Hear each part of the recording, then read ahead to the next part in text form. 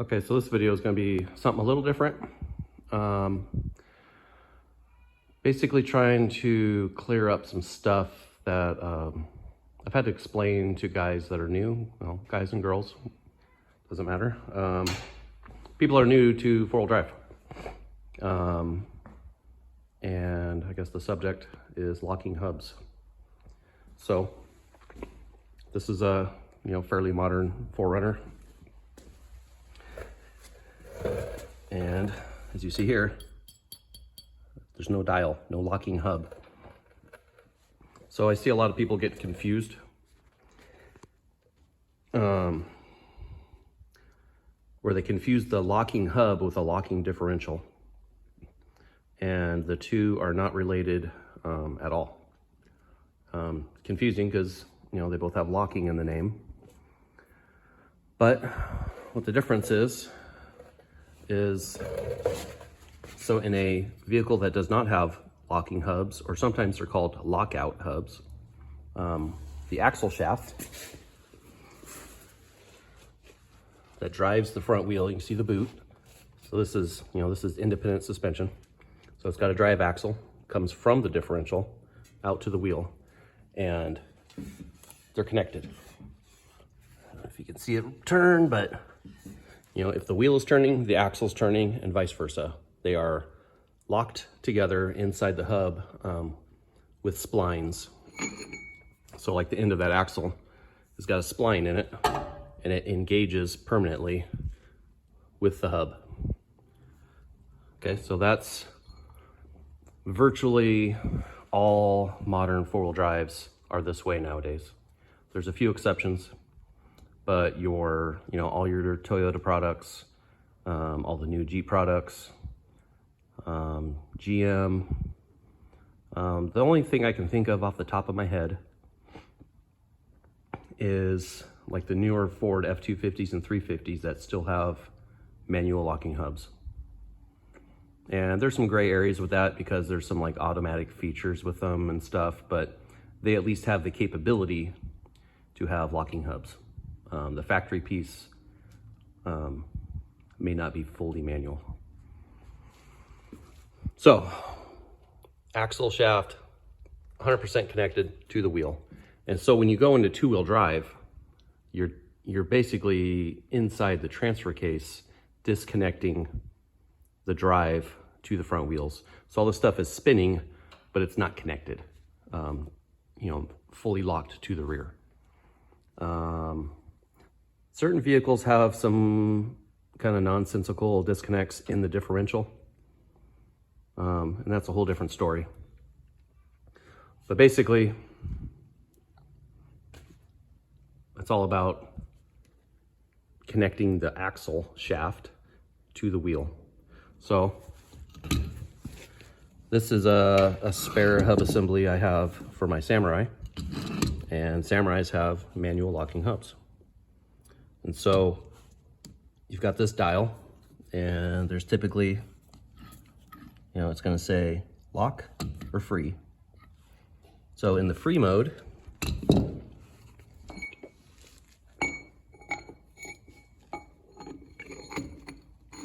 you can engage the axle shaft. You can see it spin it. Nothing's happening. And then when you go to lock, this one's pretty sticky because it's spare. But now, this part would be stationary in a car, but you can see I twist this axle, the hub turns. It's locked together.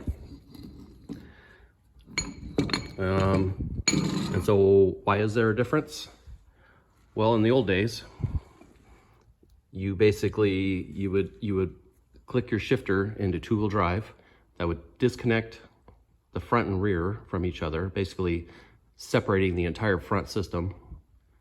And then you would also disconnect here. So you'd be disconnecting the front drive in three different spots, each front wheel and in the transfer case. And the reason they disconnected here is so that all of your front parts, your front axle shafts, your differential, your ring and pinion, your front drive shaft, and whatever parts in the transfer case, none of that would spin going down the highway. And the idea is parasitic drag. So you would get a little bit better miles per gallon on the freeway with all that stuff sitting stationary and only the wheel hub spinning with the tires. So, you know, this idea came out in, you know, the locking hubs came out, roughly speaking, in the late 40s, I would say, when military Jeeps, you know, hit the surplus market and people were starting to use them for fun. You know, people realized that if you could disconnect this stuff, they roll down the highway better. And there's other things too. Anybody that's got a lifted Samurai probably knows if you lock your hubs and roll down the highway, you typically get drive shaft vibrations. And that's, you know, that's a whole other story as well. But so that's the whole thing, is breaking the connection between the axles and the wheel hubs. Which one's better? In my opinion, this is far superior. And the reason these went away, as best I understand, you know, there's probably some cost, but mostly, you know, in America, most four-wheel drives spend 99.9% of their life on the highway and get used in four-wheel drive, you know, in the snow rarely or whatever. And marketing and, you know, people becoming, I think, more lazy over time. You know, the whole idea is you don't want to trouble your customers with having to get out of the vehicle to turn this little dial to be in four-wheel drive. So basically, like in, I don't know, in the mid 80s, you know, you would see on the commercials benefits of like shift on the fly, four-wheel drive, and all these things. And at that same time, the hubs were disappearing, the locking hubs. And so then, you know, like in Chevy S10s and whatnot, you had a hub just like this, solid, and there would be a vacuum actuator inside the front differential that would connect it, and you would have your shifter.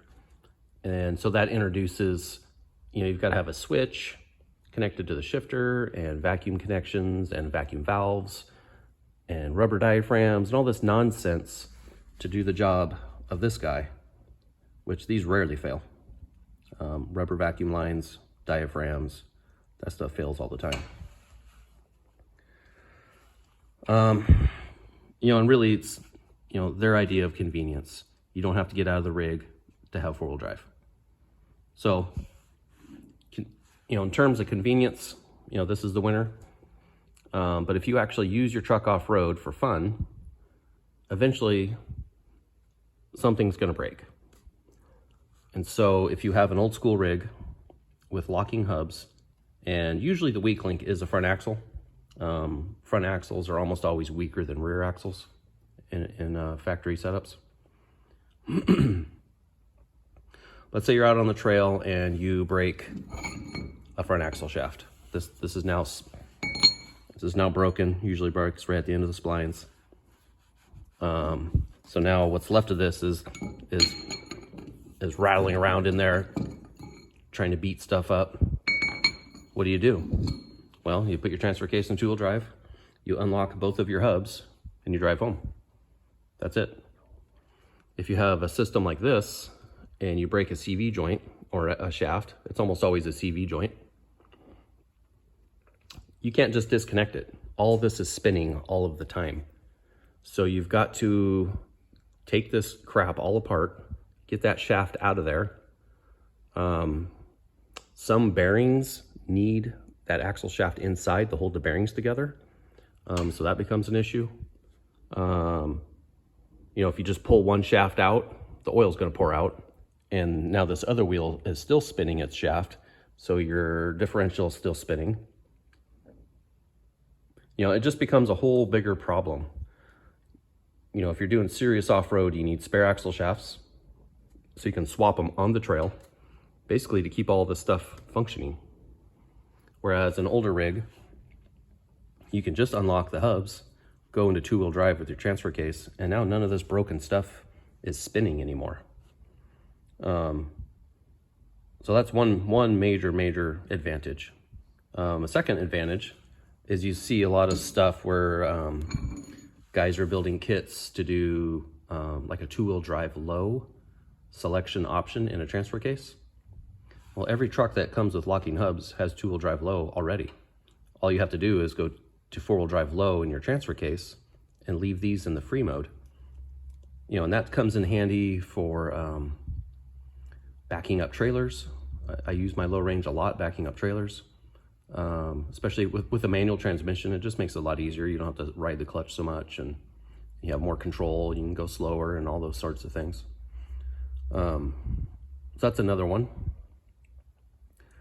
And depending on the vehicle, you know, if you really hate the idea of having to get out and turn this dial, many vehicles have basically another piece that is a bolt-on solid hub, typically called a drive flange.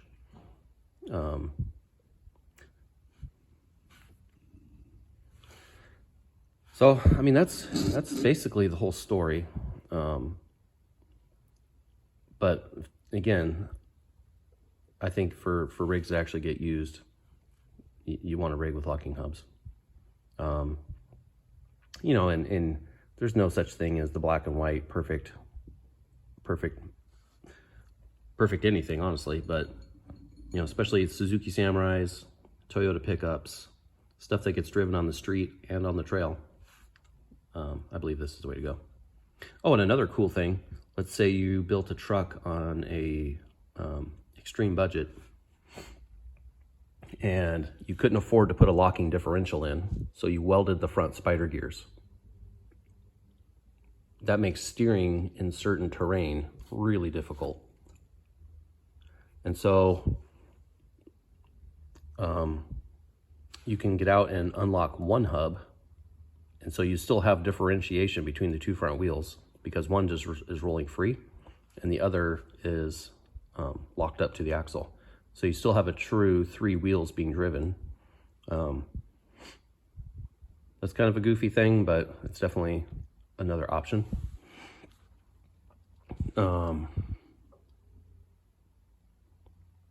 Yeah, I just think, you know, in some cases, old stuff's just better.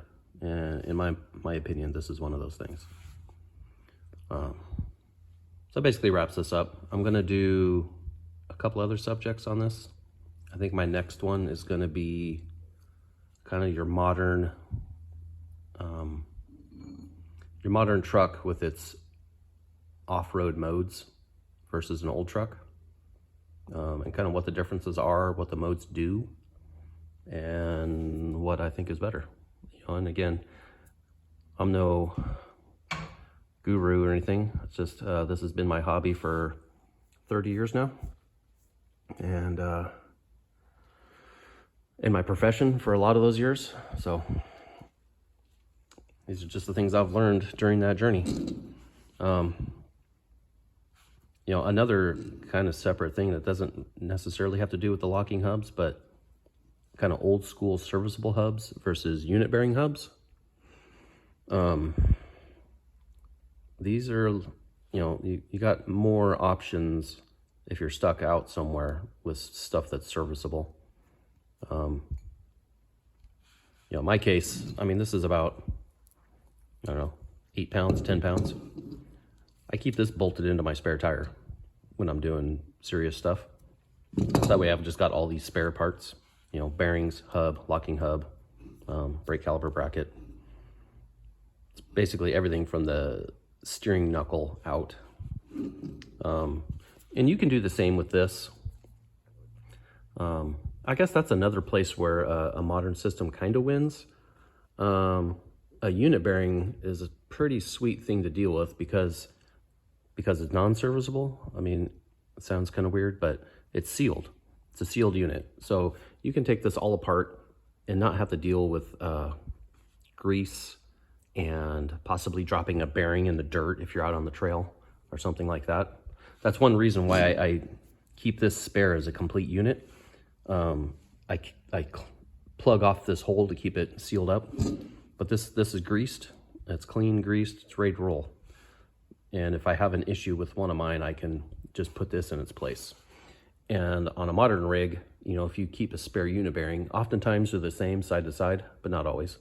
You can keep a bearing, you know, in the box, and that's a pretty easy job on these, as long as you have all the tools. You know, and that goes for both of them. But so yeah, basically locking hubs are not locking differentials. They just lock the axle shaft to the wheel hub. In either case, you can have an open differential or a locking differential, limited slip. It's not related. So hopefully that covers it all. Maybe next time I have one of these apart, I'll kind of show how they work. It's super, super simple. But yeah, I mean, these are, you know, they're just reliable. Occasionally, if this gets neglected, like you wheel in the mud and water a lot, these can get rusty inside and foul them up. But that's a whole lot easier thing to fix than something that has, like these Toyotas have a little electric motor unit that like moves a shift fork and a coupler inside there. If that little motor dies on you out on the trail, you're not going to take that apart and fix it, you know. So I guess that's it. Let me know if you have questions. Thanks for watching.